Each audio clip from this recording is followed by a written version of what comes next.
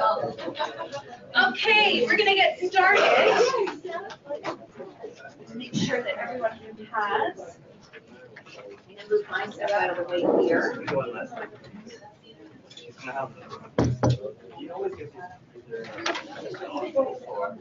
Okay, does everyone have formula for success? Yes. No? Nope. Okay, so 2 people no. No worries, no worries. Are you kidding? I'm stalling on purpose because I got a few messages that people are running late. My pleasure. Everybody has formula for success? We've got one more over here. Excellent. Okay. And business plan. Yes, it is. Did you get one?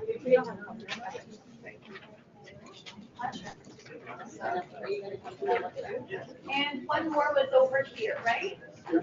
Perfect. And how many? You're missing one? Okay, so everyone has business plan formula for success. Awesome, we're ready to go. Okay, before we start, I want to get to know, I know a lot of you guys, but I want to get to know, and even just for each other, because you know what, as a large company, we don't get often, an opportunity to get together and get to know names and where we're from, like which office. Okay, so I'm going to start over here. First name and office. I'm Wayne from the Aurora office. Welcome. Mary from One office. One, excellent. Marcy with Daryl King. Wonderful. Welcome. I started with Daryl King. Rebecca from Vaughan. Ita from Unionville. Gordon also from Unionville. Excellent. Sarah from Aurora. Aurora. Mariam from head office. Harry from head office. Good morning. Sheldon from head office. Excellent. Iman from head office. Sorry, your name? Iman. Iman. Excellent. From head office. I've seen you a few times. Welcome. Raquel from head office. Good morning. Ellie from head office. Ali from head office. Cal. Hi everyone. Sharon from head office. Sharon. Good morning. Good morning. I'm from Gordon's office. I try to have. Good morning. From head office. If I can direct the conversation, one conversation, please, and of course, it's only mine that matters. One conversation, please. Thank you. Robin, Yes. head office. Yes, I did. Yes, excellent. See, with all the conversations I said. See, this is why we have to focus, Excellent, thank you. I wore red on top of it. So it's easier here. Good morning. Good morning, Rosa. Head office. Welcome. Jen from One office. Good morning. Good morning. Excellent. Nice to see you. Rick from Aurora. Good morning. I love it. He always sits in the corner because he knows he's a little bit of trouble. Now, I believe, Sherman, you need some handouts, right? Okay, here we go. Please have a seat. No worries. There you go. Thank you. Good morning, Adam. My much, didn't I tell you not to drink that stuff? Close the door, please have a seat. Didn't I? When you coach with me, you're gonna get it all. What is that? You promised me, we have a word, don't share it with anyone. That's your mantra. Yep. What is your mantra? Is that in alignment with your mantra for coaching? It could be. No. Myself. Where do I sit? There's a spot right here for you, darling. Does everybody have handouts? We're all set, right? Okay, awesome. So good morning and happy new year. It's so nice to see everyone. Now, for those of you that don't know me, I know quite a few of you, and I feel blessed to do that, to know you guys. My name is Sandra. Last name, of course, is Loretta. I'm also known as Coach Sandra, the in-house coach. I've been with Royal LePage for a long time. And these poor guys, they can't get rid of me. So I think I'm here to retire and maybe even beyond that. But I did start in Royal LePage with Daryl King's office. Yes, I did. I started my real estate career in 1993. Can you pretend you have any more? I have to remember that. And then in 97, I actually got my license. I was selling a little bit before before, but wasn't quite patrolled the same way, but I've been in the industry over 20 years. When I came to Royal LePage, I came to work with the King team. And I was Daryl's top agent year after year, and then got a little bit bored and decided I needed to explore something else. Came to head office, and I started coaching back in 2004.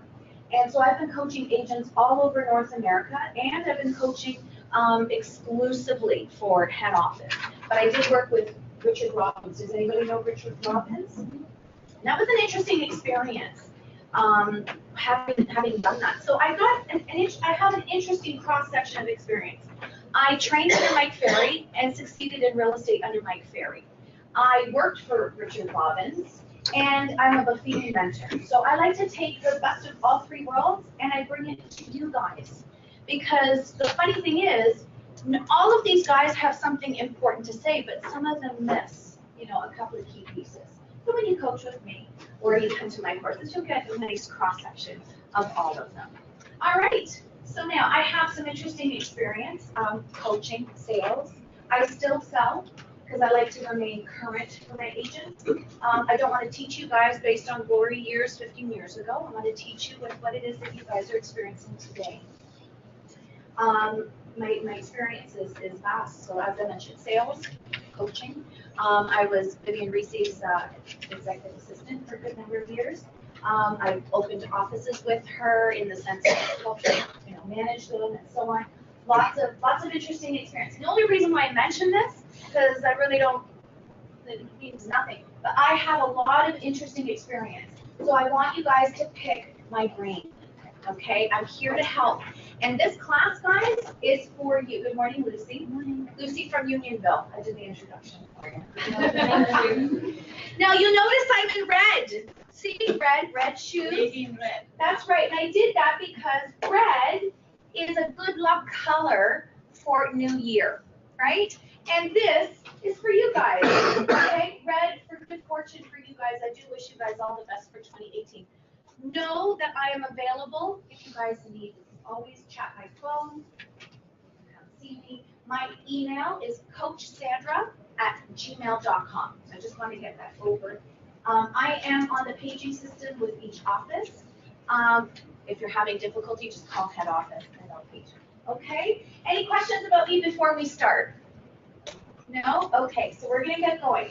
Today I'm going to show you guys 2 different types of business plans, and we're going to have an opportunity to work on it as well, okay? Because I know when we leave the class, most of us are going to go, okay, that was a great class, and then we forget, right? Because that's normal. I know I do that. So we're going to work on it a little bit together. We're going to have about half hour towards the end of class where you have that opportunity, and you'll have the opportunity to ask me questions as well. Okay?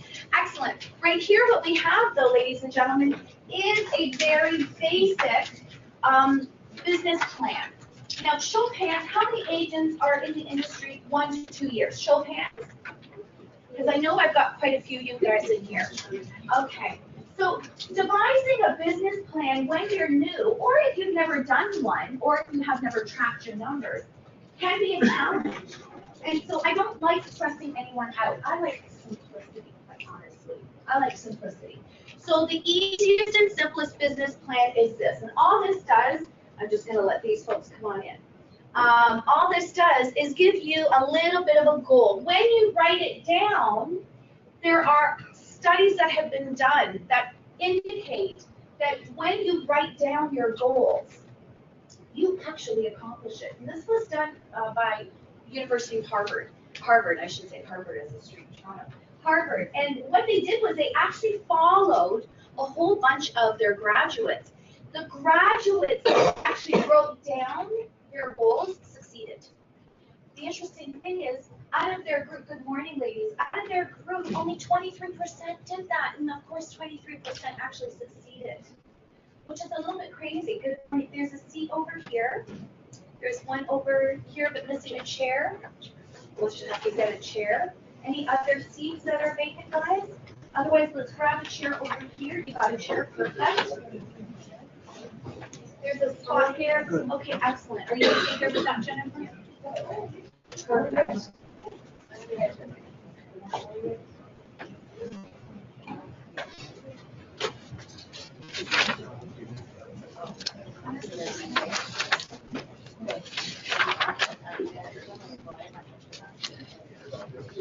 Okay.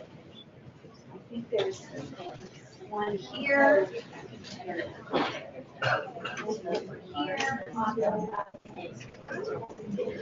Okay, so first things first, what we're going to be doing is deciding how many days of this year that we're going to be working, okay? That's the first thing that we do. Doesn't matter if you use this business plan or the one that's a little more detailed. How many days do you work? Has anybody actually given that any thought? Does anybody pre-plan their vacation, their time off? Does anybody do that? Show of hands? None of us, right? Do you pre-plan? You pre-plan? You pre-plan? Look at how many. Not very. Whenever the money comes. You know what I love about you in class? You always say when everybody is thinking, but you're not afraid to say it. So please do not put a filter on and just keep it coming. Because it helps. She's absolutely right, whenever the money comes. Because what we end up doing in real estate is we allow the business to run us instead of us running the business. And this is what makes it tricky. You know, we are president and CEO of our company, but yet we're not running our company. It runs us. It's a little bit tricky for us. Right? True statement, right? And a lot of us are. I remember one of my mentors calling it Pop-Tart. They're a Pop-Tart agent. So whenever you just pop and you go, whenever it comes, you jump and go. What your business plan does is help you with that. It helps you with that. Okay, come on in, welcome. All right, so how many days out of the week are we gonna work? I like to just round it off because you can see we don't really have an idea of how many days. Does anybody have an idea? How many days you like to work? How much? 7 days a week, right? Right, and how about in the year, in general? How many days do you want to work in the year? Yeah, 7 days. right? If you're working 7 days, that's 365, right? That's a bit difficult, right? That's a bit difficult. My pleasure. Okay, I like to round it off. I like simplicity, especially as a coach. I automatically turn to 10 months, okay? And why do I say 10 months? I say 10 months because we're all going to take some time off in there. We're all going to have a long weekend. And we also experience seasonal lows, right? So I'm going to take all of that into account. So in the first step one, we determined 10 months. Okay, so there it is. Now when we base it on average commission, we now start to break down a little bit and give you guys a little bit of vision or, you know, a prize at the end of the tunnel. So who wants to help me out here? Who wants to be my guinea pig? I need a volunteer. If I don't get a volunteer, I'll volunteer.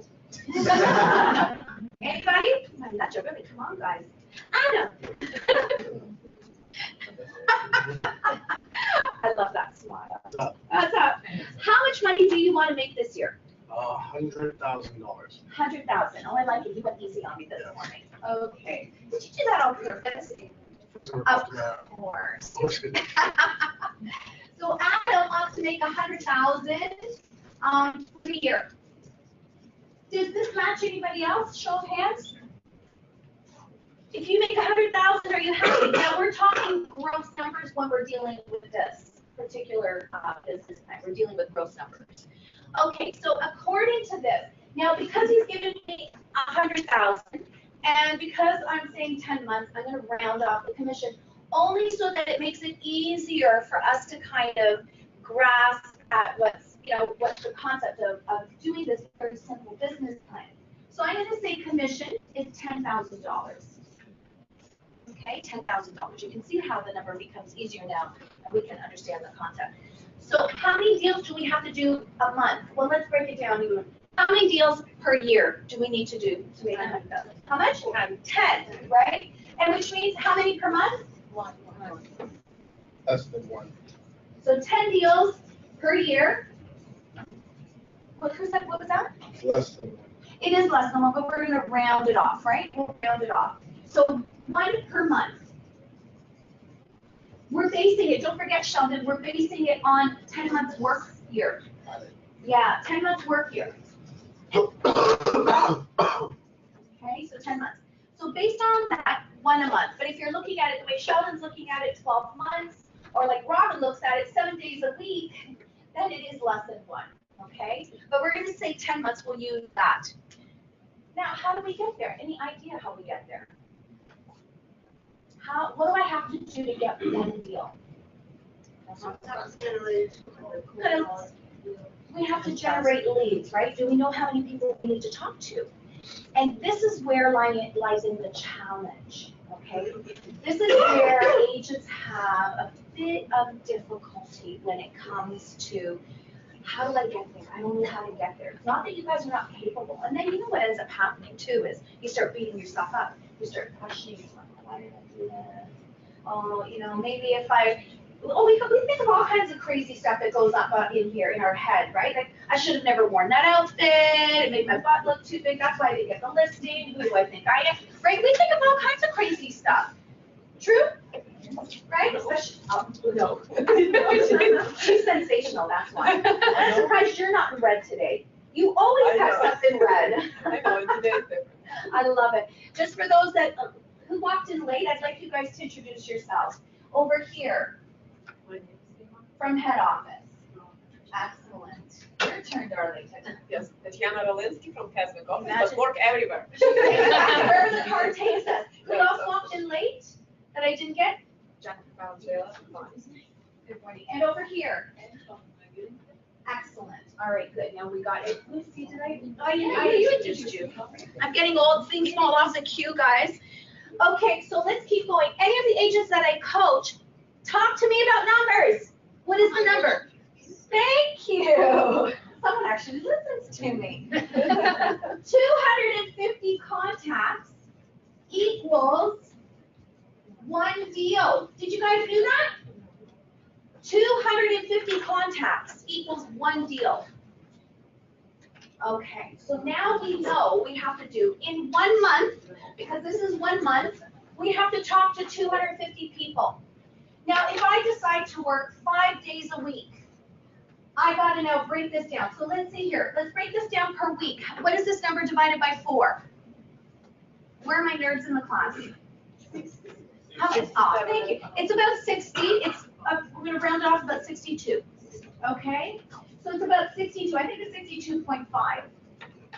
62 per week. And if I work 5 days a week, how many is it? 12. About 12 contacts, right? Now, if I decide to work 3 days, how many contacts per day? 20 contacts. If I decide to work 7 days a week, how many contacts? How much? So 5 contacts, okay? Do you see how you are actually in control of your business? Right away, I want to show you from the get-go how much control you're in your business. Anybody tracking their numbers like this? Excellent. I know a few of you guys because I'm coaching you guys. How about, well, what is everybody over here that's doing their job and over here nobody is? Who tracks their numbers? Show of hands. Oh, I like that to an extent. I love the honesty. Because isn't it the truth? I know. I know. Yeah. I just missed something. Can you just go through that one more time? You need 250 contacts to get 1 deal. Yes. And then So per month. This is per month, right? Because 1 deal, we're doing 1 deal per month. Right. So therefore, 250 contacts per month. Then when you break it down, you divide it per week. So take 250 divided by 4, you get approximately 62. Then you take that number and you divide it again by 5, or whatever number it is that you want to work, and you get that number. That should be, you have 12 contacts a week, that should be a day. That would be 5. Yes, Yes, that's yes. why Yes. that's cute. There we go. Yeah, me too. Did I miss Then I did the math again. I have my coffee over there, I gotta finish it. Maybe I should guzzle it right now in front of you guys. So there it is, okay? So now you have that little bit of clarity. Now, what constitutes a contact? And you can see over here, Now, someone read that to me. Look, I don't have the pointer, you know, that little light. So I'm like a real teacher today. What is a contact? A contact is someone you had a positive conversation with, preferably about real estate, preferably. But if it's not about real estate, I still take it. As a coach, I take it as a contact. Why? Someday, somewhere, maybe. Thank you. Or if they're not interested, but you connected with them and they have a lot of respect for you and really like you, they'll refer business to you. So they will be a positive ambassador for you, okay? So now, what else? It's a new contact, right? So someone brand new, what does that mean? Just first time you see. That's right, that's a newly generated contact, okay? It's also a current contact. What does that mean, a current contact?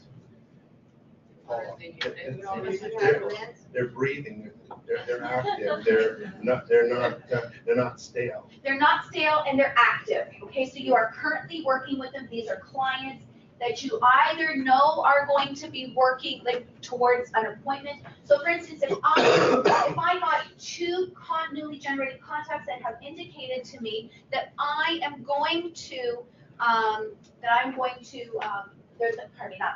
that they're going to sell in the spring, that becomes a current contact, okay? Because now I gotta work on them. So leads that I got last week that now I'm working on this week, that could be a current contact depending on what happened with that conversation.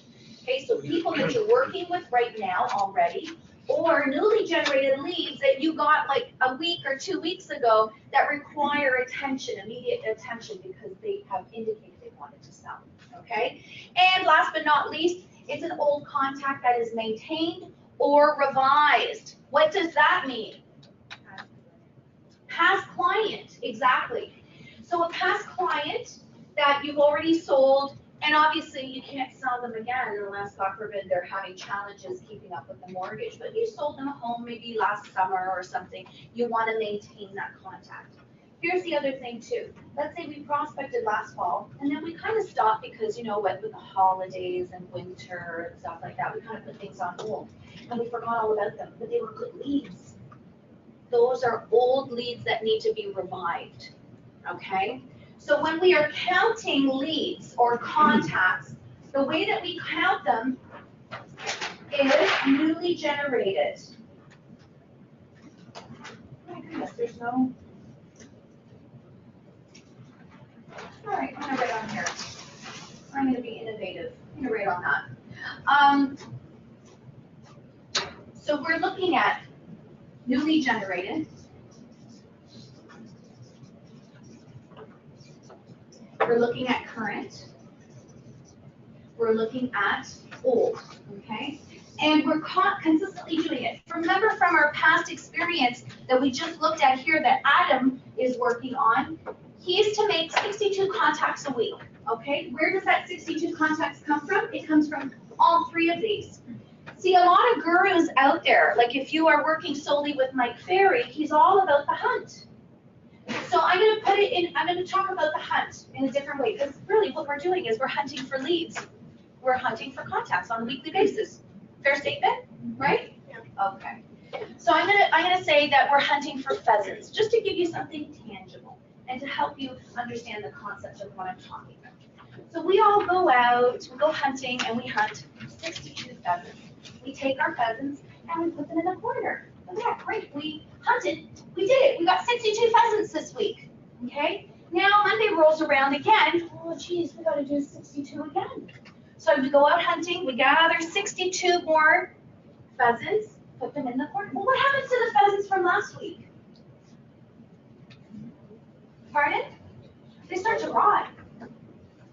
So we have to keep those pheasants going. Just because we hunted them and we put them in the corner doesn't mean. We have to now make sure that our hard work comes to fruition, right? And that's why I say newly generated, current, as well as old. So I like to work backwards because the old ones are people that we've either made a connection with or we've already, like they already have our trust because they did work with us, right? So of the 62 contacts, we're going to start with our old contacts first. So our databases, our center of influence, our past clients, that's who we call first. So Adam, I'm gonna keep going Sure. with you as an example. Thank you, since you're drinking. Waking up here.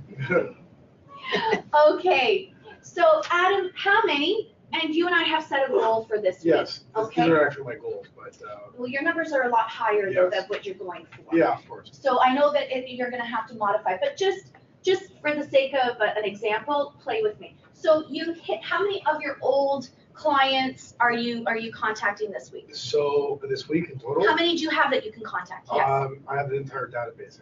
So how many this week do you plan on calling?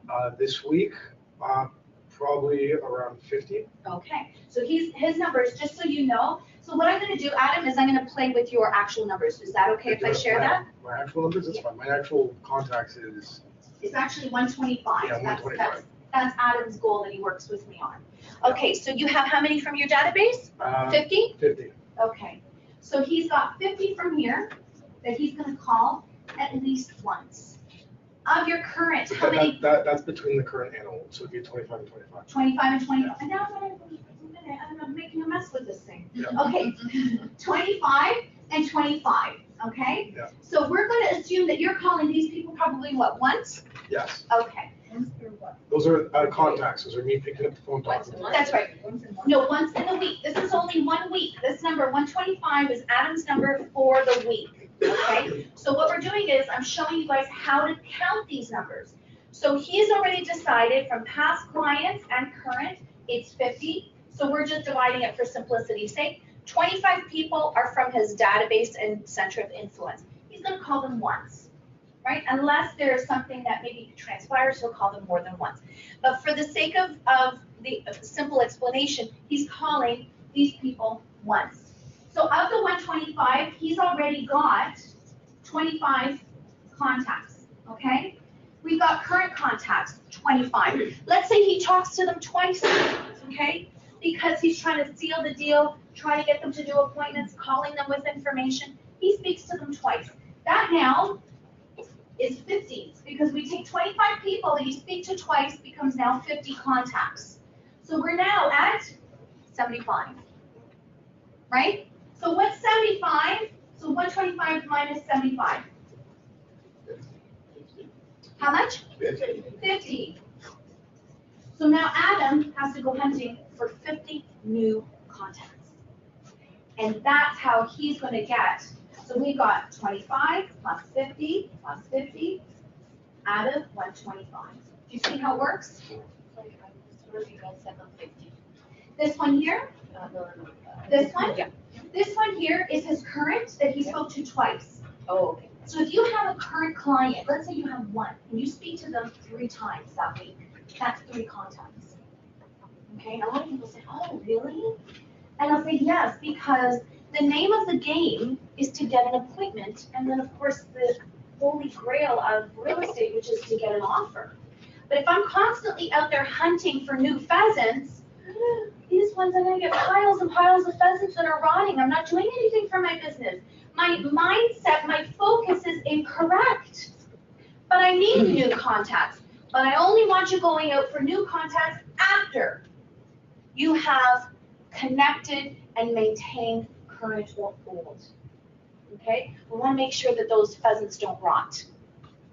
Any questions for me about this? Yes. Let's say, I don't have a piece like this, but I have a strip here. Yeah, great Exactly. question. Exactly. For week 1, it works. For week 2, 3, it doesn't. Exactly. So now here's what happens. So in Al's situation, which a lot of us are in, we don't have a very large database, and maybe we have to grow that database, right? So Al has 50, and like I said, for this week. So let's say your goal is 50. Okay, so you got 50. And now, Al, let's say you talk to all of them once. And out of that, maybe 10 of them require a second phone call because you promised them some information. So now your contacts are 60, okay? But Al is absolutely right. What am I going to do? Call the same people now next week? You're going to look like a stalker. You're going to think, what's the matter with this girl, right? So what ends up happening? So for this week, your goal is set. Now from that, you are going to end up with some current leads from this week, right? that you will then bring into next week. So let's say you get the 10 that we talked about this week from calling, you have now 10 current. So next week you talk to your 10 current, maybe twice. So now you've got 20 out of 50. Now you gotta go hunting for 30. 30 new ones. Do you see does that make sense? Does everybody understand? If you don't, please raise your hand. I wanna make sure that you walk away with this concept because this concept is the base of your business. Anybody not understand, please tell me because this is, no, it's not silly. Or you need some help. Okay, so let me come on over here. And so let's talk. How many current people do you have right now? Nothing. I like that honesty. How many of us don't have any clients right now? I know I don't. I don't have anybody active. I have lots of old, but I don't have anybody active. Okay, so 2 people in here. Thank you for your honesty because this is a reality. So in situations like this where you don't have any contacts, what you got to do then is go out and hunt for new ones. So your goal then would be 50 brand new contacts. Okay, you got to go looking for new ones. And then you start that momentum. Okay, so this week it's 50 newly generated. From the newly generated, you're going to get current for the next week. Okay, so out of the 50 new ones that you have, perhaps you'll have maybe 30 from that bunch that are going, yes, I'm thinking I would like more information. So the following week, you now have 30 current people that you have to contact first. Okay, and then you would have only 20 that you would have to go hunting for. You only need 20 more pheasants. Okay, you got 30 that you got to take care of, and now you go looking for 20 more. Does that make sense? You guys are okay now? Make sense to you? Excellent. Thank you for that, because you know what? This is very common, because in real estate, we have, roller coaster up and down. That's why I always joke with my new agents, welcome to feeling bipolar. Because one minute you have a ton of stuff in the pipeline, and it's like, oh my God, all this business, and they're doing offers, and they're thinking about listing, and then something happens, and they pull the rug, and you got nothing. It's like, from up here, you come down here. Sheldon, you've been in the All industry. before noon. Wow, before noon. Sheldon, you've been in the industry how long? Long time. Long time. I gotta tell you, I have the pleasure of coaching this gentleman. Talk about persistent and consistent, and that's what it takes to succeed. And you follow scripts, like you are very, very mechanical in what you do. You got it down to a T, man. Well, again, you can always use a retread every now and then. Well, we all do, myself included. After 20 plus years, I'm always, when I was younger, I thought I knew it all. Right. Now that I'm older, I know nothing. I know nothing. Okay. So now I'm going to take a bit of a breather here, because this is what the base of your business plan is. This is the core of your business plan. Okay? So this is a very simple business plan. When you're new in the industry and you haven't had the opportunity to track numbers, or maybe you're a seasoned agent and you haven't tracked your numbers, this is how you commence the process to then move into the next business plan that we're going to go through. Okay?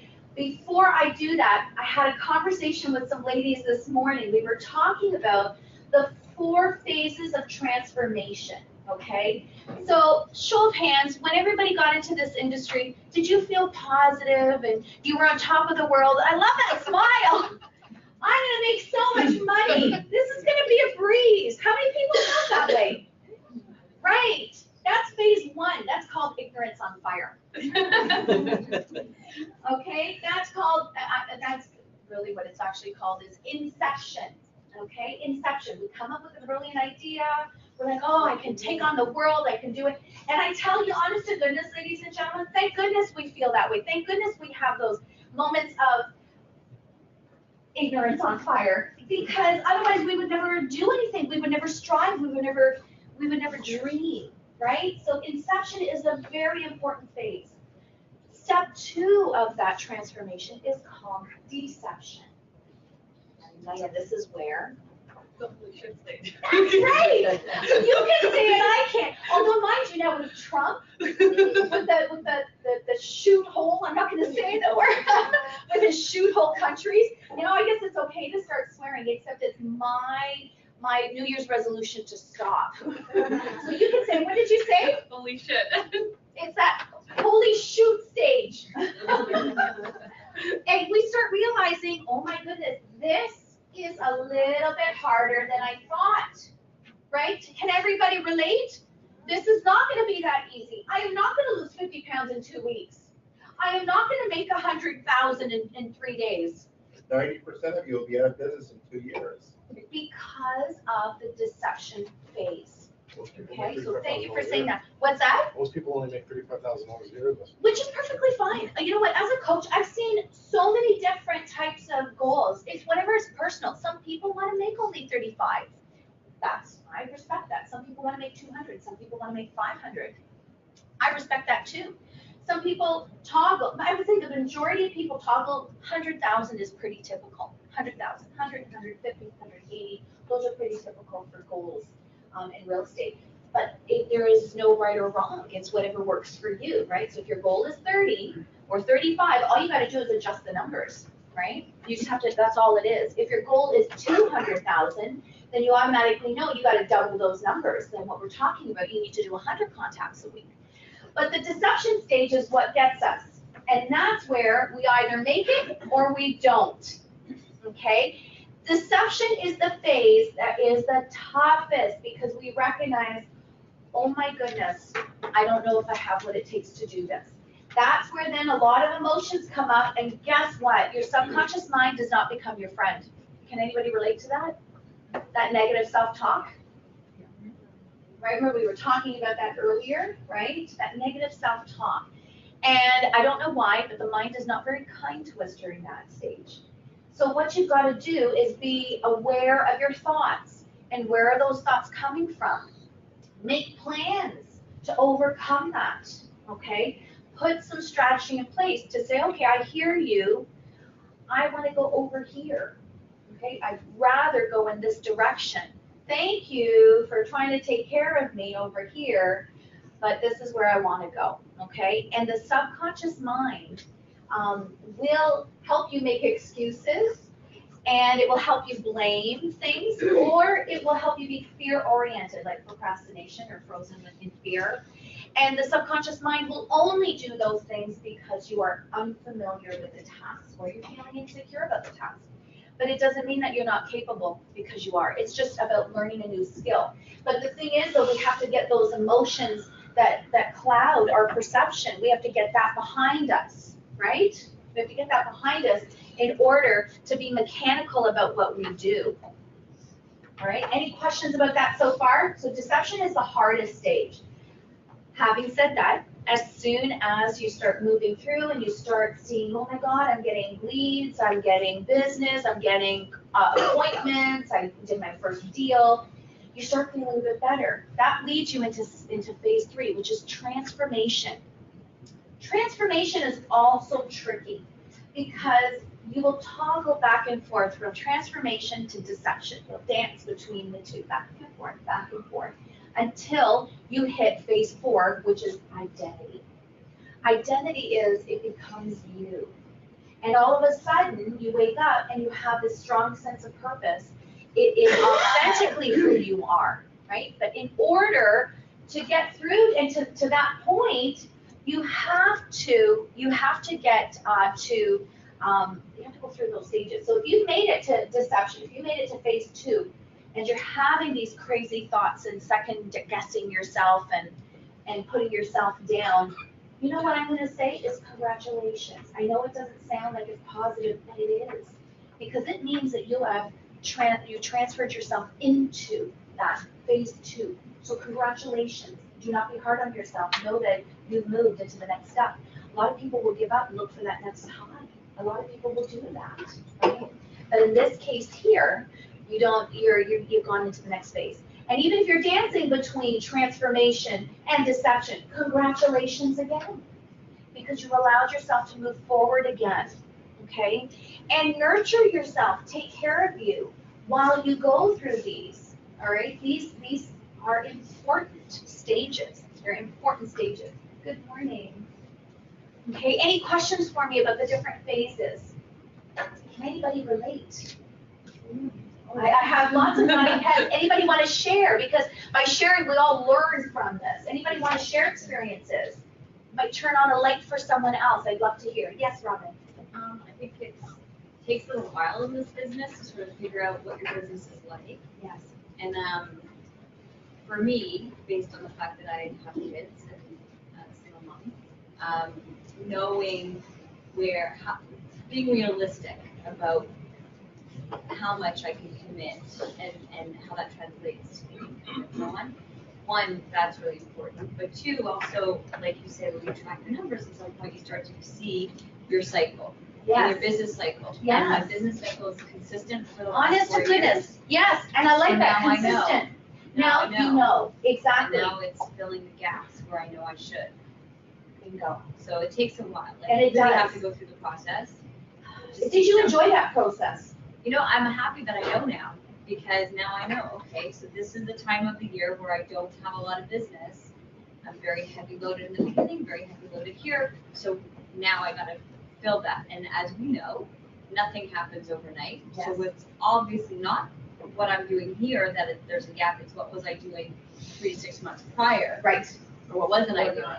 Yeah, And exactly. then now, so it's working, like you said, it's working backwards, but knowing your cycle, knowing your numbers is so vital. It removes that panic attacks that we have at the beginning of the year, or at the end of a cycle with a client once we've sold the property and now we have to start all over again. It's that what you're sharing with me is you're running your business instead of the business running you. And I remember when I first started tracking my numbers, Daryl is where I first learned to track numbers. There's 2 people from the King team, right? Does he still make you guys track numbers? He's from the King team? Yes, okay, and do you report to him once a week with those numbers, or do you have to go to the manager now? Yeah. Okay, see, when I started with him, we were a small group, we were 5, and so it was him that we went to. And he used to make us do it once a week, we had to go bring him the numbers, and he would discuss them with us, and I hated him for it.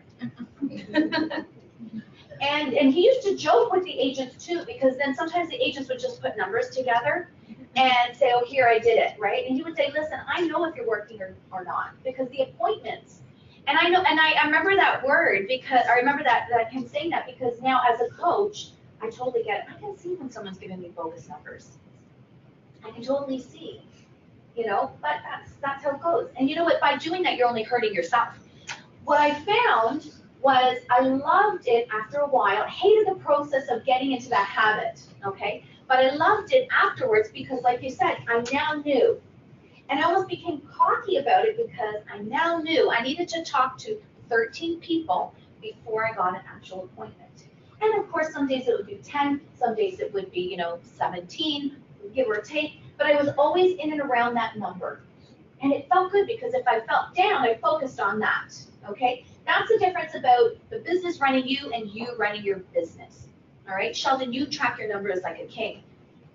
And I like this because last fall, you were like, oh my goodness, I don't have enough, business in the pipeline. But now you're feeling comfortable with what you're doing and you stuck through it. Let me tell you, the conversations we had, if I may share, thank you. The conversations we had where Sheldon was feeling very, very down, but he kept going. Even though his emotional state was like a disaster, he kept taking all the right steps. And now, because he did that, now he's got a good momentum of business going again. That's key. No matter how you feel, your job is this. Who can I call and what can I do today to get an appointment? That's it. Okay? Any questions, guys, about the 4 phases? Does that help? Helps gets it, right? And you know what? No one is immune to it. We each go through it. It doesn't matter who we are. It's just up to us where we end up in that process. Okay, excellent. Let's now go on to the more detailed business plan. I'm going to ask one last time just to be on a certain side. Everybody comfortable with the very simple business plan? Yes? Yes. Excellent. Everybody comfortable with contacts, what it means, a contact, and how to track your contacts? Everybody comfortable? Excellent. Okay. So this is what a more detailed business plan looks like. It's the item that's stapled, okay? When you coach with me, you'll either fill that out and we'll do it together, but regardless, I am following this when you coach with me. This is what's in the back of my head, and that's why I always say to the agents, there's a method to my madness, even if you guys don't understand what I'm doing. This is what I'm following in the back of my head. This is my structure to coaching you. So you can see here, there's a corporate charter. Some people call it mantra. Some people call it a statement, a vision statement, a mission statement. However it is that you want to call it is totally up to you. But the first things first is how you want people to see you in this business and how you want people to see you as a human being. The second is 2017. What's the overview? Where did my business come from? What was more successful? What was not successful? Where did the business naturally come to me? Okay, and I like looking at that because if you're investing money somewhere, and I'll show you that a little more in detail as we go along. Let's say you've invested $600 a month in social media and you got zero business from your social media, not even one. But yet from your telephone prospecting, you got 33 deals. Well, guess what we're going to focus on? Now, that's not to say that we stop doing social media. We just know not to spend $600 a month on social media. We know to adjust that, okay, and to focus on your telephone prospecting because that's where the money came from. Okay, so we do an overview of 2017. We also look at where we made mistakes. We have to search deep down inside and see what we did right and what we did wrong. 2018 goals, that's where we set what we're going to do, how many listings we're going to get, how many contacts we're going to make in order to make that money. So when we are setting goals for 2018, what we are applying there is your very simple business plan. Okay, so everything that we talked about before now starts to apply in 2018. Okay, the 2018 goals, number 3. Number 4 is expenses. Okay. Remember when we did the very simple business plan, we only looked at gross numbers. We did not look at the expenses. Here, we're going to do expense projections, okay? So now you have an opportunity to take a look at 100,000 gross, what it will actually bring you in your pocket, okay? What it actually will bring you in your pocket. And then you can make adjustments there because if you've got car expenses, client expenses, advertising expenses, maybe you have an assistant. Rev Canada, we have to put that in there as an expense. Oh, I like that. I know. I love Rev Canada and they love realtors. Shooting fish in a barrel. What's that? For Rev Canada realtors, it's like shooting fish in a barrel. Yes, exactly. Absolutely. So they're not very kind to us. But that when you project and when you plan, it won't be devastating for you if you've made a mistake with Rev Canada, okay? And that's what I'm after here. I like this, 2018 transaction source projections. So now based on 2017, what went well, what did not go well, we are now going to set out a plan for 2018, okay? Then we have habits, disciplines, and projects. This is very important. And Adam thankfully came in and allowed me to demonstrate this morning. When you set habits and disciplines and things that you're going to do in order to be a healthy and successful realtor, when I say healthy because it takes stamina to do this business. You're in and out of properties. You're running on the road the whole time, up and down stairs, like showing properties. And when you get to a certain level, let me tell you, I used to have about 5 appointments a day. And you show in those 5 appointments through 2 houses, 3 houses, you're up and down those stairs. I used to have a technique. I used to start upstairs and work downstairs. And the reason why is like then I wouldn't be huffing and puffing while I'm trying to sell the property. Because if you go from downstairs and you go upstairs, and then the body gets a little bit tired, now you got to go upstairs, right? So I used to start upstairs and then work my way down because that way it was easier. Let me tell you, you do those stairs up and down several times a day, that gets a little exhausting on the system. Dinner's at 11 o'clock. What's that? You forgot about dinners late, like 11 o'clock or later. You know what? Some people do that. I never did that, but you are absolutely right.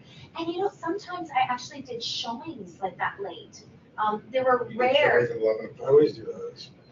At 10:30, I used to bring someone with me. Because if the properties Martha's were finishing vacant, it you know, we used to do offers, till 3 in the morning. But now today it's a little bit easier, thank You goodness. sleep in your native soil too? during the day? Sometimes. Sometimes. But you know what, it depends on the client. I remember dealing with, it doesn't happen often when we're doing those late night, showings. But I had a client that worked for, I think it was FedEx.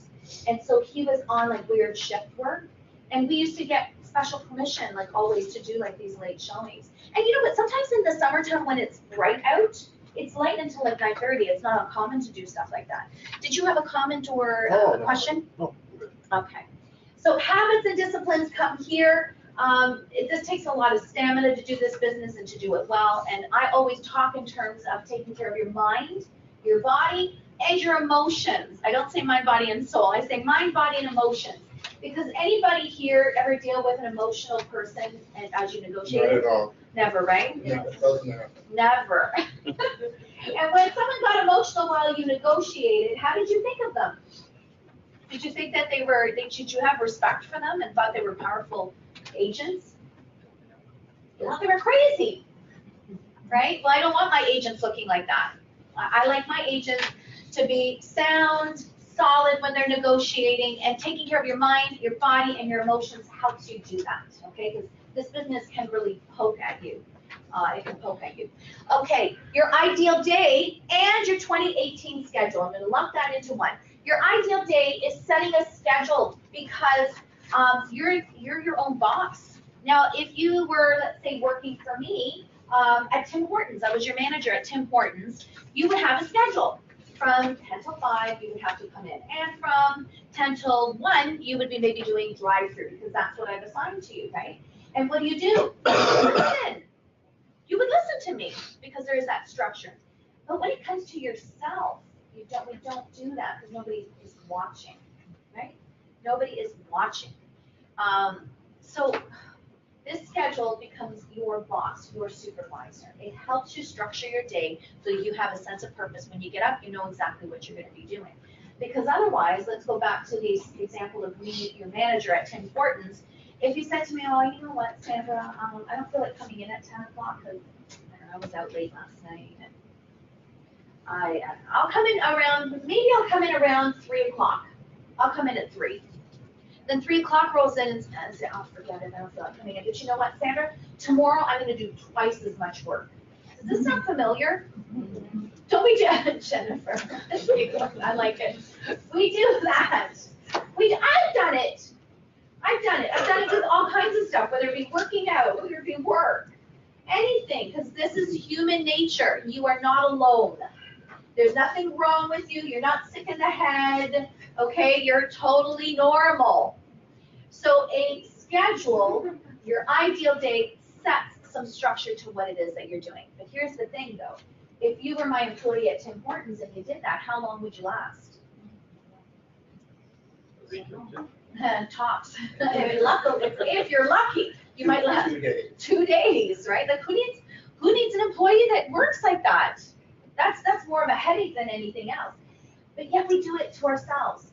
Here's the interesting thing. You would respect the job with me as your manager at Tim Hortons more than you're respecting your own business. Okay, so let's bring that respect to ourselves back. Let's set some structure to what it is that we're doing, and the ideal day will help that. Your 2018 schedule outlines, you remember how we said 10 months? It outlines when you're taking time off, when you're not taking time off work, and not just when the money comes, but you're planning it ahead of time, okay? And that gives you, again, some structure, and you can work around what it is. And who's more productive when they have to go away? I don't know what it is. And not only that, but I think I let out hormones. And then when I have to go away is when all my clients come out. So I joke with my agents, it's like, I don't think I should be setting up like an ideal day. I should be planning vacations. Yeah. We're going to set vacations because then that'll stimulate all your business. As long as no property, I go away. Right? Yeah. It's the truth. Honest to goodness, I always have an immature giggle about it. No, it's funny. It is. It somehow it just, and I think there's something to be said energetically. I don't know. But what it is, is we're gonna be doing this in order to get us nicely organized and feeling good about our business and us managing our own business as opposed to business running us, okay? It's not a nice feeling the other way. Okay, so here's the corporate charter, very detailed, you can see. My enduring purpose, future focus, timeless values, guiding principles. This is very complicated. If you are very good at writing, go for it. I've left it in as an example because it's really detailed. But you don't have to do this. You can just say a two-line thing. I look forward to helping people find homes. That's it, done. Done. Whatever it is, keep it simple. Yeah. Do you mind if we just go back to the ideal workday for a second? Go for it. So, it's very, like, we've been able to be quite consistent with our time during the day. Right. Morning specifically, Right. especially when the weather's nice, we're door knocking, you know, we start at a certain point, we stop at a certain point. Like I said, now that I know my business, we take Fridays off as much as we can, because we often do open houses on the weekend, and we were burning out.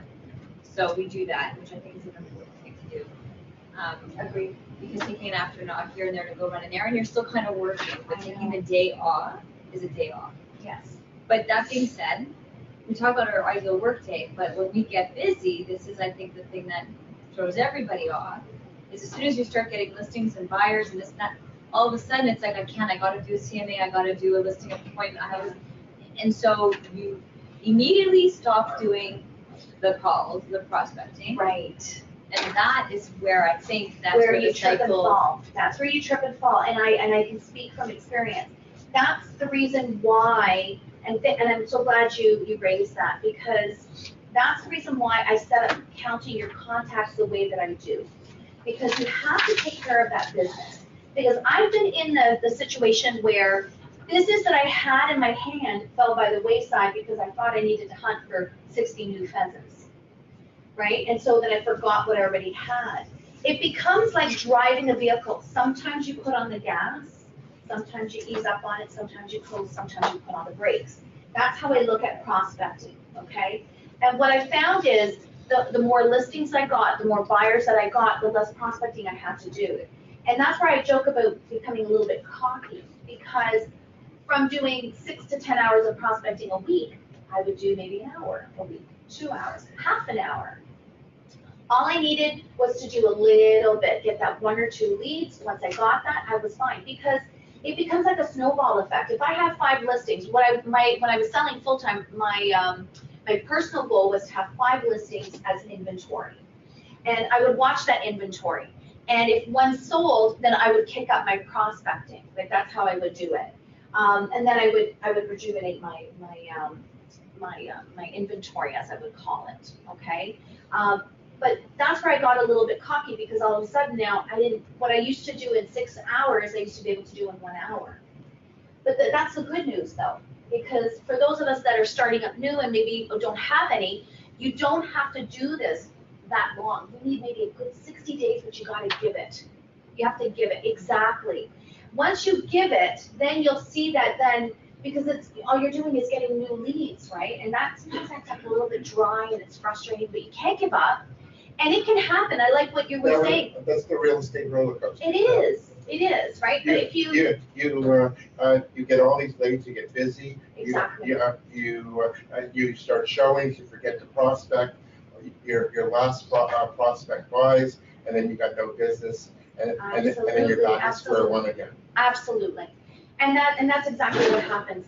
And I wish, like, a lot of these real estate coaching companies will say, we'll eliminate that roller coaster for you. I say, you know what? Good luck. Let's talk reality, okay? What ends up happening is your ability to recover is a lot better, is a lot easier. But do we always have that little bit of a roller coaster? Yes. Instead of taking nosedives, though, your rolls become hills. But that's real estate, and that's why I like to use the analogy of driving. Sometimes you have to really press to give that vehicle momentum. Sometimes you got to ease up. Sometimes you take your foot off altogether, and sometimes you press on the brakes. Okay, it's very important. Managing your contacts is everything that you need to do in this industry. That's the simplest thing. Okay, that's the easiest way to do it, at least to start. Of course, we have to, there's a lot more to it. There's skill, there's strategy, there's building relationships. Like, I get all of that, but for today, all I want you guys to do is walk away with the notion of how to track your contacts. The rest we can fix up for you afterwards. That becomes easy, okay? That's a good point. Thank you both for raising that. Okay, so when it comes to here now, 2017, so I think you get the idea of setting like a mission statement. Everybody can do it a little bit differently, and that's totally up to you. Here's where you are now doing your 2017 overview, okay? And you can see right at the front, I'm so sorry, I can't reach because it's too short. You can see up here, many lessons were learned in 2016, it says here. That should be 2017. That's just a bit of a typo, so forgive us. Many lessons were learned in 2017. What were those lessons? So now let's do a little bit of an overview, and you guys can fill it out as we go along.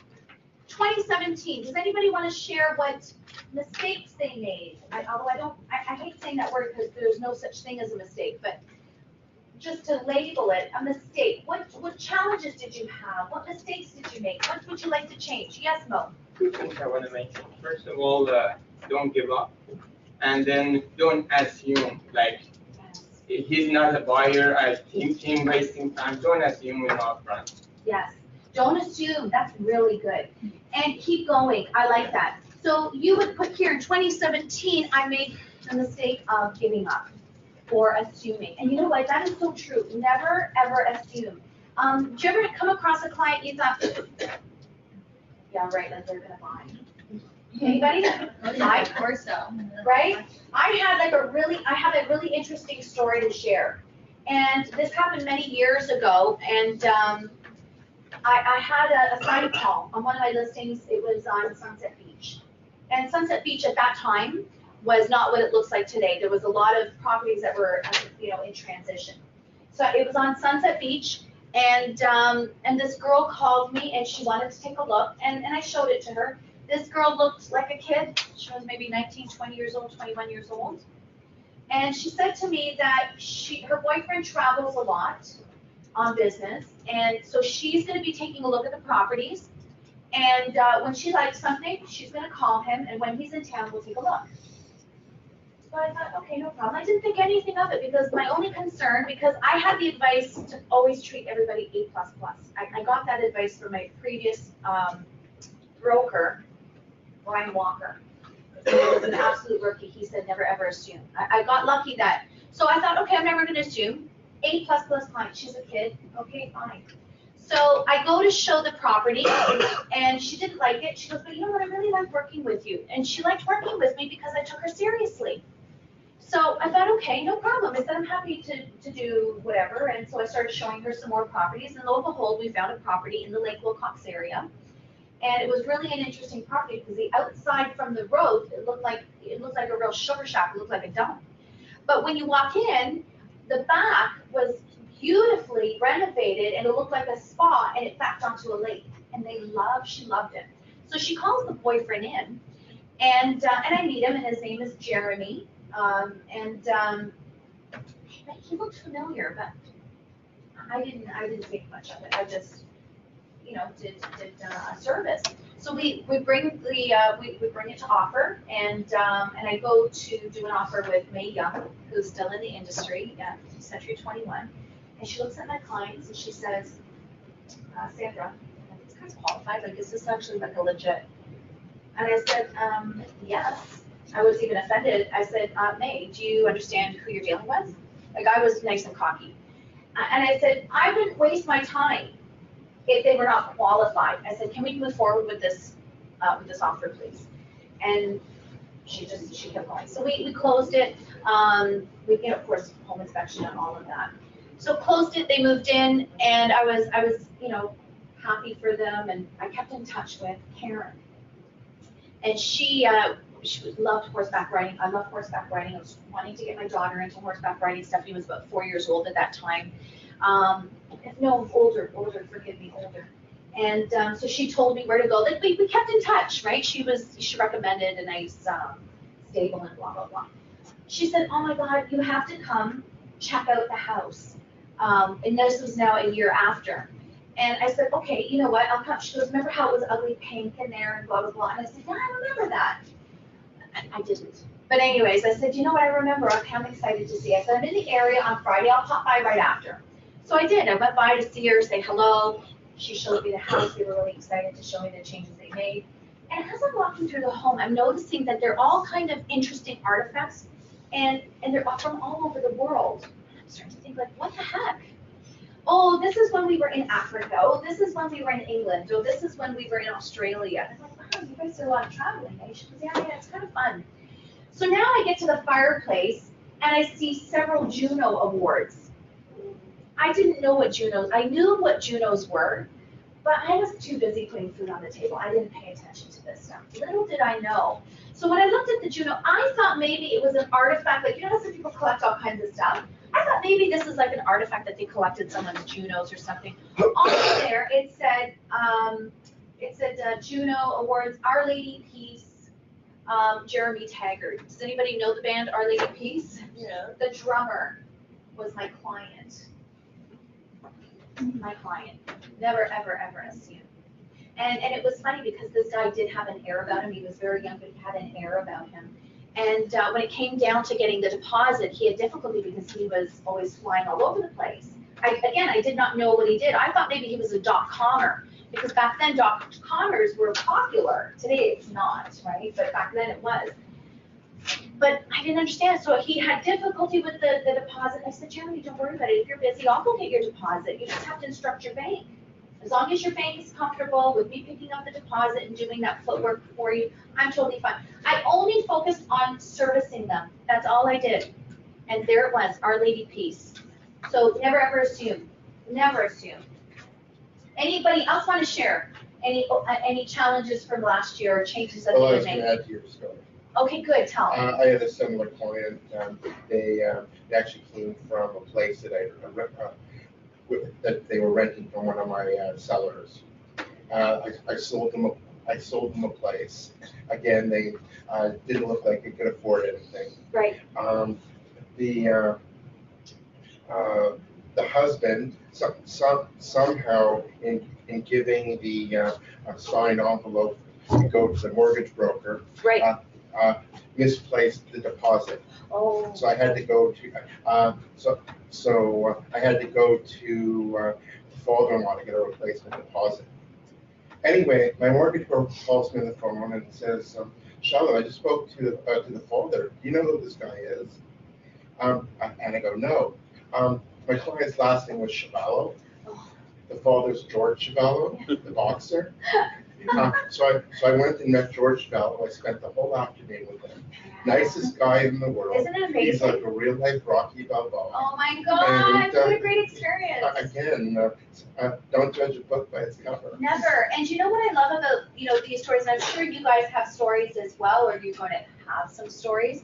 The nice thing about this industry is you just don't know who you're going to meet. I used to love that about it, and I still do, but when I was out there prospecting full time, like selling full time, I used to love that. I didn't know. I could look at it with eyes of curiosity and discovery. Yes, Robin? On the same token, when we talk about not assuming, I can't tell you this, and this is the part that hurts, because I cannot tell you how many people I have prospected that I've spoken to who have said they're never going to sell. Yes. And what do I say? And I have to say that I really respected her saying, Sandra, because when we've been taught in the past from different coaching and going even to book feeding all these people, it's prospect, new. No, the other contacts don't matter so much. Yeah. So if someone says I'm not going to sell, you're like, okay, well then I'm not going to bother. Or if they say within like 3 months or a year, I've learned my lesson. Can't tell you how many times I end up seeing their property on MLS, and I'm like, you know what? If I just stuck with it, we had a great conversation. Right? I didn't follow up because when they said I'm definitely not going to sell, and then they do. So Yeah, follow-up absolutely. is so vital. They are a because- contact, even if you didn't talk about real estate. Yeah. It's about building that relationship. But we assume they're not going to sell, and then they do. And I like So that. they- That's a different spin on assuming. Yeah. So we assume that maybe they're too young, or we assume that they don't have what it takes or whatever, and never assume that they're not going to sell. Excellent. I've got hand over here, and then I'll get to you for the next. So there's an alternative to this Uh-huh. as well, though. There's clients you need to fire. as well. Absolutely. And so I've had to fire a client last year because it was a commercial client. They wanted to purchase a multiplex. Yes. And I would put all these offers together. We'd come to offers many times. They send a buyer rep. You know, they're older people, so you know you assume that they're good for the money. Yep. They liquidated the business. It was in cash. The problem was every time we went to offers, they put 1,000 conditions in the commercial offer that would never get accepted. And I did this over and over and over and over with them. And if you do good at commercial, you have to look outside of MLS. You have to go on ICI World and things like this. So you're not to produce content for commercial investors. You have to put packages together. So instead of just putting someone on like an MLS auto update, you're like literally putting like 25, 30, 40 page package and giving it to them every week. Yeah. And so I learned that there's some clients you need to fire for your own productivity. Totally. I like that. So see, this is now another lesson learned from 2017 for someone. Now you're talking in terms of commercial. I'm going to add to that, and then I'll get to your point, Sheldon. When I was a brand new agent, I remember I got these leads. You know, Daryl would give leads, and I called, and one of them ended up being Mrs. Martinovic. God bless her. She was an older lady. She was so sweet. She was probably in her 60s. Why would a nice little old lady lie to me, right? But now, not only that, but as a new agent, I was all excited because she actually returned my call. Oh my God, and she wanted to see properties. Oh my God, I have a client. Instead of me properly qualifying her and making sure that she was a solid lead, I was too excited and I thought, oh my God, I got something. Because when we're a new agent, we'll pretty much take anything, right? We must operate like we have 10 hot leads at any time. So I didn't. That was my lesson. And I took her all over the place. And she wanted to see the grossest of houses. Did you take the dry cleaners too to pick up her dry cleaners? Honestly, I did at the How about end. the grocery store? No, I didn't, but I've heard of that. I didn't. I have a story, but I'm not going to say it. I like that. No, I didn't do that It's because not- I never took people in my car. I always met them at the property. I never put them in my car. It was really a rare, because I don't know when the last time they showered is. And it happened to me. I put Grizzly Adams in my car and I took them on like the whole family. And my son was little, so I thought I was being gracious. Oh, their little boy, here, use the car seat. And then the father, Grizzly Adams, of course, said, oh, thank God he didn't throw up because he's been really sick. And I was like, are you kidding me? And my son, at that time, his immune system was like a disaster. So here I am disinfecting this car seat, and I'm totally grossed out. And I thought, that's it, I will never. Our lawyers don't drive people around. They don't come pick me up for my appointments. My doctor doesn't. I don't know, does anybody doctor come and get them? Bring them to the, no. So I took that attitude, and but that worked for me. Everybody's a little bit different. I'm not saying that my way is the right way. It just happened for me. When I saw Grizzly Adams, I fired Grizzly Adams, quite honestly. Long story, but I won't bother with that. But Mrs. Martinovic. So we took a look, and she was so diligent. She even said, I want to put an offer on this property. I would make arrangements, somebody watch my kids because my kids were little at the time. Go like crazy, get the offer going. As soon as I had the offer ready, she would call me just before, like clockwork. Oh, we changed our mind. She just kept me going. And then when she did this, like maybe the second time, I'm now working late and I'm talking to her. Hi, Mrs. Martinovic, got some properties, wanted to show you and blah, blah, blah. And had a good conversation with her. It was just me and Gail Herring. Gail Herring used to work with us. She's now over in Home Life Bayview. And she comes, I'll never forget, she came, like, poked her head like this over the, she goes, oh, Sandra, are you working with Mrs. Martinovic? I said, yeah. I said, oh, shoot. I said, are you working with her too? Because it wasn't uncommon, because back then we were just a small group of 5, and you get all these phone calls coming in. If they called on 2 separate homes, 2 separate occasions, sometimes they would be assigned to more than one of us. So we had this understanding amongst ourselves saying, hey, listen, if that's the case, then we would either work on it together or here, you take it. You got a lot farther with them. So I thought she was working with Mrs. Martinovic. She goes, no. She goes, when I was with Remax, I worked with her for 2 years. She She never bought. And she likes looking at really gross houses, right? And I said, yeah. She goes, yeah, I think she's like a little bit sick in the head. There's something wrong.